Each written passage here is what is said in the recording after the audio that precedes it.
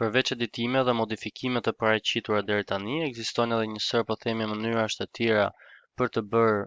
modifikime të llojit të grafikut, të elementeve të pasqyruar në të. Mjafton ta klikojmë grafikun dhe shkojmë tek format. Këtu mund të po themi mund të formatojmë lloje të ndryshme të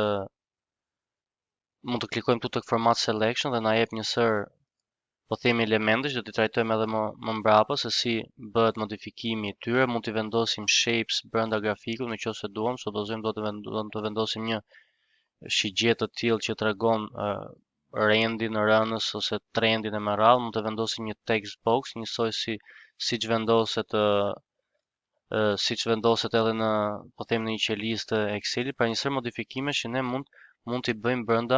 brenda grafikut. Përveç saj mund të diskutojmë edhe në lidhje me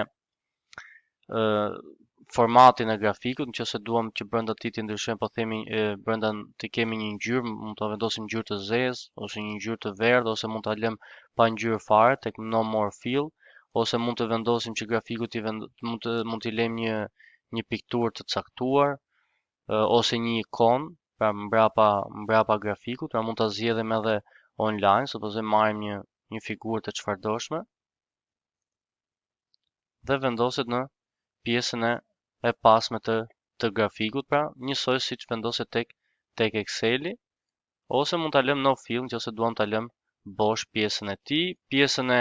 outline ose pjesën e kornizave mund t'i vendosim një ngjyrë nëse duam, ja po ta shikoni, tani ka një ngjyrë të verdhë, ose mund ta lëmë edhe fare pa outline, pra pa një ngjyrë. Mund t'i japim po themi një efekt të caktuar grafikut, mund ta bëjmë po themi në formatin 3D, pra në këtë rast është pak nuk kem paraqitur mirë vizimin dhe nuk duket, por mund të formatohet në varësi po themi të atyre elementeve që ne duam të paraqesim tek ai, ose edhe pjesa e tekstit, mjafton të klikojmë këtu dhe gjithë elementet brenda grafikut marrin këtë format teksti që ne kemi vendosur. Mund të ndryshojmë ngjyrën e tyre, për shembull mund t'i bëjmë të verdha me konture po themi me konture të zeza, pra është e verdha brenda, ose teksti mund t'i japim një format të caktuar me 3D ose me shadow poshtë, me reflektim, pra gjithmonë pra i japin editime të ndryshme gjithmonë në varësi të asaj që ne duam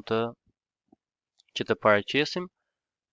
Dhe mund t'i japim këtu në fund kemi edhe po themi atë mallësinë e grafikut për së gjati ose edhe për së gjerë në varësi të asaj që ne duam gjithmonë